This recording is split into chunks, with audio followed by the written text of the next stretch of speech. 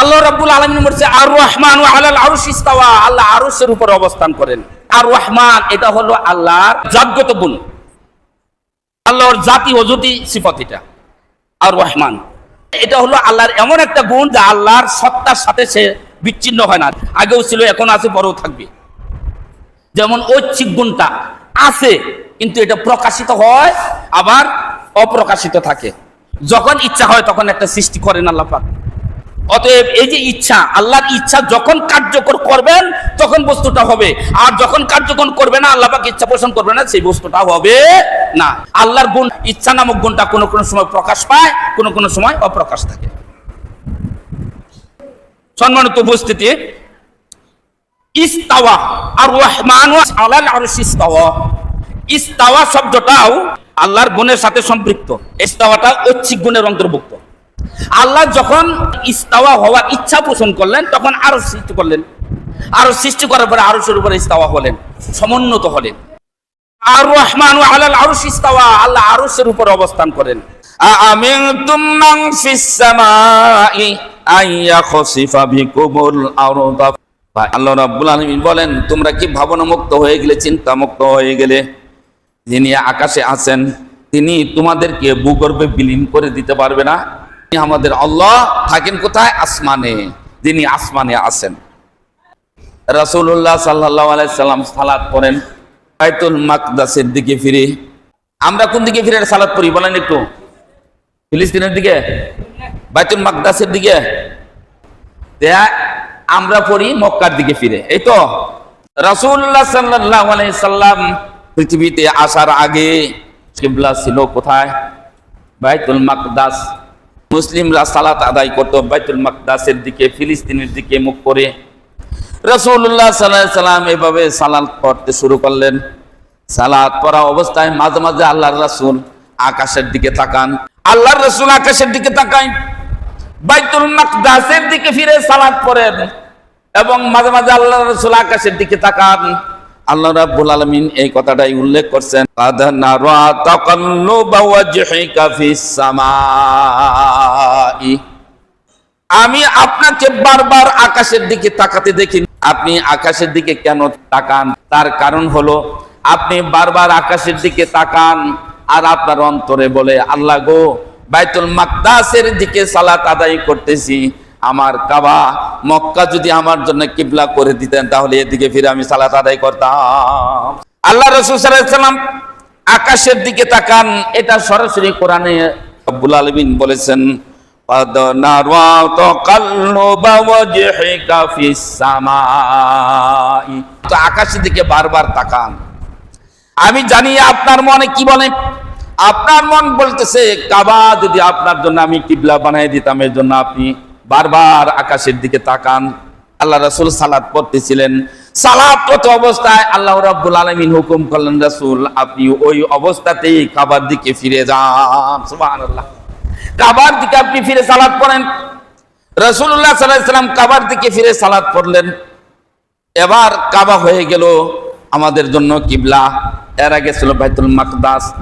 কাবাকে আপনি কিবলা বানান এবং কাবার দিকে ফিরে আপনি সালাত পড়েন।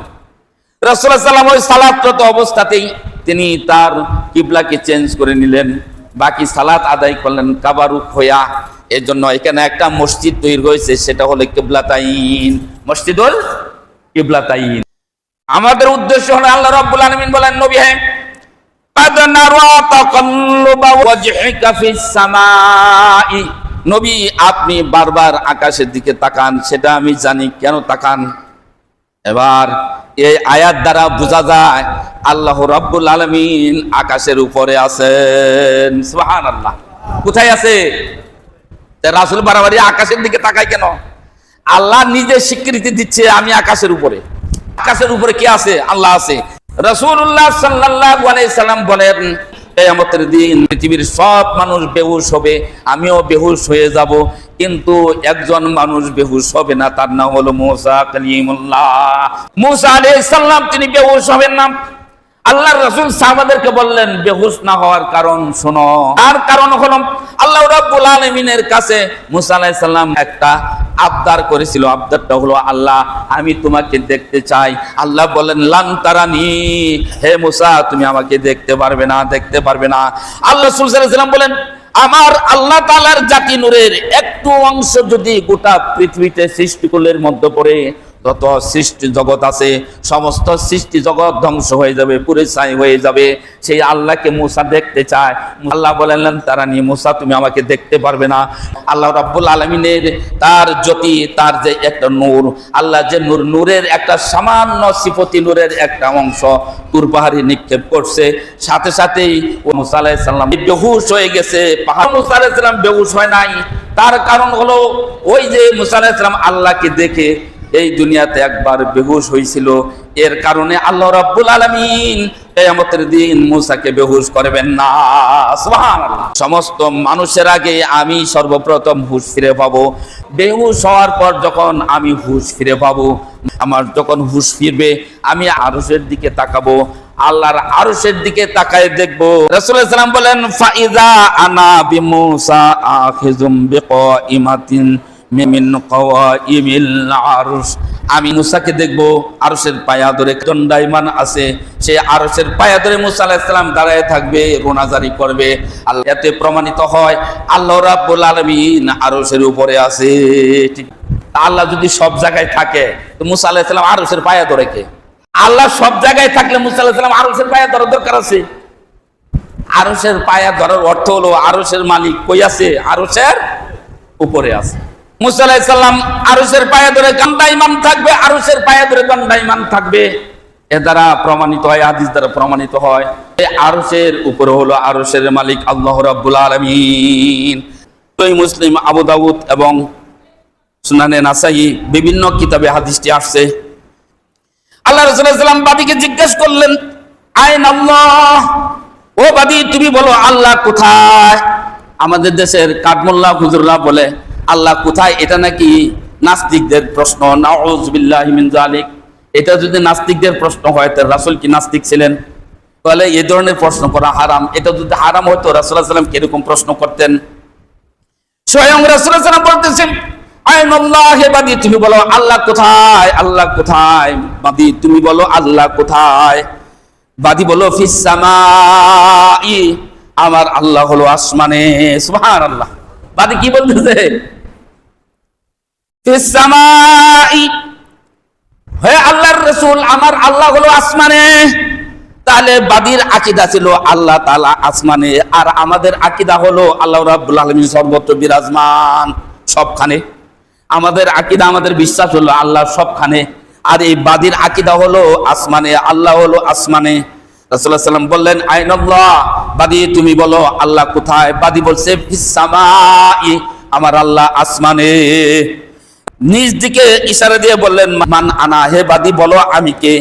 বাদী তার জবাব দিছে, আনতা রাসূলুল্লাহি সাল্লাল্লাহু আলাইহি ওয়াসাল্লাম, আপনি হলেন আল্লাহর রাসূল। রাসূলুল্লাহ সাল্লাল্লাহু আলাইহি ওয়াসাল্লাম এই দুইটি প্রশ্ন করার পর এই সাহাবীকে বলল, এই বাদীকে মুক্ত করে দাও। এই বাদী হলো মুমিনা, এই বাদী হলো মুমিন, মুমিনা অর্থাৎ মুসলিম। তার তুমি কি করে দাও, তাকে মুক্তি করে দাও। তাহলে মুমিনের পরিচয়, মুমিন হতে হলে মুমিনের পরিচয় আল্লাহ রাসূল দিয়েছেন ফিস সামাই, আল্লাহ কোথায়? সবাই বলেন আল্লাহ কোথায়? এটা হলো আল্লাহর রাসূল জিজ্ঞেস করছে বাদীকে। বাদী জবাব দিছে ফিস সামাই, আল্লাহ আসমানে। আল্লাহ থাকে আসমানে। এর জবাবে রাসূল ঘোষণা দিলেন, এই বাদীটা হলো মুসলিম, মুমিনা, তারে তুমি কি করে দাও, মুক্ত করে দাও। এই হাদিস দ্বারা প্রমাণিত হয় আল্লাহ আসমানে। আল্লাহ কোথায়? আসমানে। দিক নির্ধারণ আমরা কয়েকটা উদাহরণ দিলাম, যে আমরা যখন হাত তুলি উপরের দিকে তুলি। আমরা যখন আহত হই, মানে আপনাকে আমি গালি দিলাম, আপনি খুব অসহায়, আমি কি করব তখন? অটোমেটিক আমার আত্মাটা কোন দিকে যাবে? হ্যাঁ, কোন দিকে? উপর দিকে। যে ভাই আপনি আমার অপমান করলেন, আল্লাহ, এই যে দেখছেন হাত যাবে অটোমেটিক, মুখ যাবে কোন দিকে? আপনার আত্মাটা কোন দিকে যাবে? তাহলে বোঝা গেল আল্লাহ কোথায় আছে? উপরে আছে। কথা বুঝতে পারছেন? এর জন্য যখন আপনার বাবা মাকে আপনি কষ্ট দিবেন, আত্মীয় স্বজনকে কষ্ট দিবেন, তখন বলবে আল্লাহ তুমি দেখো আমার সন্তান কি আচরণ করলো, আল্লাহ তুমি দেখো। এই যে মাথা উপরের দিকে জাগায় অটোমেটিক, স্বাভাবিকভাবে, এটাকেই প্রমাণিত হয় যে মানুষের ফিতরাত এবং স্বভাব অনুযায়ী প্রমাণিত হয় আল্লাহ উপরে আছেন। তাহলে বোঝা গেল এখানে সামা, আসমানটা উপরে না নিচে? আসমানটা উপরে। তাহলে সামা, আল্লাহ রাব্বুল আলামিন আসমানের উপরে থাকেন। তবে কেউ কেউ প্রশ্ন করেন যে আসমানে থাকেন আবার কইতেছেন আরশে থাকেন, আসমান আর আরশ তো এক জিনিস না, ঠিক না? আসমান এবং আরশ এক জিনিস? এক জিনিস না, অনেকেই বলেন। এটার জবাব, আপনাকে যখন একটা ঠিকানা দিব, এই যে আমার 2-3 জন মেহমান আসছে আজকে, আমি কোন ঠিকানা প্রথম আরংঘাটি দেই নাই, কারণ আর ঘাটি ময়মনসিংহ আরংঘাটি চিনবে না কেউ, চিনবে? আমি বলছি ময়মনসিংহ থেকে আসবেন জামালপুর, তার মানে জামালপুরের কাছাকাছি হলো আরংঘাটি, এটা চিনা সহজ হবে জামালপুর আইলে, হাদিপুর আইলে। আসমানের কথা বলছে এই অর্থে যে আরশটা হলো আসমানের কাছে। আরশটা কি? সুবহানাল্লাহ। আরশটা আল্লাহর, আরশটা হলো আসমানের নিকটবর্তী, এর জন্য আসমানকে আল্লাহ পাক শব্দটা ব্যবহার করছে, যেন বান্দা সহজ হয় বুঝতে যে আরশটা নিচে না, আসমানের উপরে। কাছাকাছি একটা ঠিকানা দিলে পরে যে জামালপুর আসছে, আসার পরে বলছে হাজিপুর যাব। জামালপুর থেকে আরংঘাটি অনেকে চিনবে না, চিনবে? তখন হাজিপুর সবাই চিনবে। এভাবে নিকটবর্তীর জন্য আল্লাহ পাক আসমান শব্দ ব্যবহার করছে। আমাদের আম্মা জান জয়নব রাদিয়াল্লাহু আনহু তিনি কি বলছেন? তিনি গর্ববোধ করে বলতেন, অন্য স্ত্রীদেরকে বলতো যে তোমাদের বিয়ে হয়েছে দুনিয়াতে, আর আমার বিয়ে আসমানে পড়াইছে। সুবহানাল্লাহ। আল্লাহর রাসূলের বিয়ে, জয়নবের বিয়ে কোথায় থেকে হয়েছে জানেন না? আল্লাহর পক্ষ থেকে বিয়ে হয়েছে এটা। তাহলে বোঝা গেল এই আসমান বলতে কি? আল্লাহ কি আসমানে আছে? আল্লাহ আরশে কোথায়? আরশে। এই জয়নব রাদিয়াল্লাহু আনহু বুঝাইছে যে আসমান বলতে আরশ। আসমান বলতে কি বুঝাইছে? আরশ বুঝাইছে। এই আরশের উপরে আল্লাহ রাব্বুল আলামিন থাকেন। একটা স্থান নির্ধারণ হলো, সময় নির্ধারণ হলো, দিকও নির্ধারণ হলো। এখন পাশাপাশি আরশটা কোথায় সেটাও মোটামুটি নির্ধারণ হলো। আরশ কোথায় আমরা জানি বৈজ্ঞানিক দৃষ্টিতে, যে পৃথিবী নামক গ্রহ থেকে আমরা যে সূর্যের অধীনে বসবাস করি, এই সূর্যটা হলো 13 লক্ষ গুণ বড়। এই সূর্য যে বাড়িতে থাকে, এই বাড়িটার নাম হলো সৌরজগৎ। সৌরজগৎ, বিজ্ঞানীরা বলতেছে এই সৌরজগতে এই পৃথিবী নামক গ্রহ আমাদের এই পৃথিবীর চেয়ে 13 লক্ষ গুণ বড় সূর্য। এরকম সূর্য বড় এবং ছোট মাঝারি ধরনের সূর্য 10,000 কোটি সূর্য বসবাস করে সৌরজগতের মধ্যে, একটা সৌরজগতের মধ্যে। সেই সৌরজগৎ আবার বসবাস করে কোথায়? ও আবার আরেকজনের অধীনে গেছে, গ্যালাক্সির মাধ্যমে চলে গেছে। এভাবে প্রথম আসমান, এরকম কোটি কোটি গ্যালাক্সি নিয়ে হইতেছে কি? তারকা নিয়ে হইতেছে প্রথম আসমান, হয় দ্বিতীয় আসমান, হয় তৃতীয়, চতুর্থ, পঞ্চম, ষষ্ঠ, এবার হলো সপ্তম আকাশ, জান্নাত, কুরসি। এই কুরসির মতো এরকম কোটি কোটি কুরসি এক জায়গায় করলে আরশের সমান হয়। এবার আরশের মালিক কত বড় এবার চিন্তা করেন। সুবহানাল্লাহ। কথাটা বুঝতে পারছেন? তাই অতএব আল্লাহ রাব্বুল আলামিন সবার উপরে। আমাদের দেশে একটা গান আছে, সবার উপরে মানুষ সত্য তার উপরে নাই। আর এটা আমরা গদগদ সুরে বলি না, এটা সমস্তটাই মিথ্যা কথা। সবার উপরে আল্লাহ সত্য, তার উপরে নাই। সুবহানাল্লাহ বলি। সবার উপরে কে সত্য? সব মিথ্যা। আল্লাহ যদি খালি ফায়াকুন, কোন ফায়াকুন বলে, আমরা সব মিথ্যা হয়ে যাবো, কিচ্ছুই থাকতো না।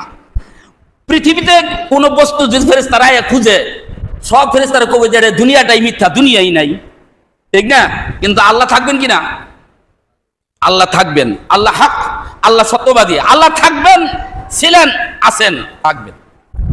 এই জন্য আল্লাহ হলো সত্য, এবং সবার উপরে মানুষ সত্য নয়, সবার উপরে, উপরের দিক দিয়েও আল্লাহ, উপরের দিক দিয়েও কি? আল্লাহ।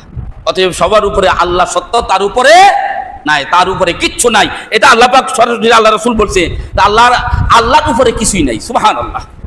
আল্লাহ গো তোমার উপরে কিছুই নাই, তুমি সবার উপরে, তোমার উপরে কিচ্ছু নাই, এটা হাদিস। আর আমরা কিরকম মুসলিম, আমরা বলি সবার উপরে মানুষ সত্য, তার উপরে নাই।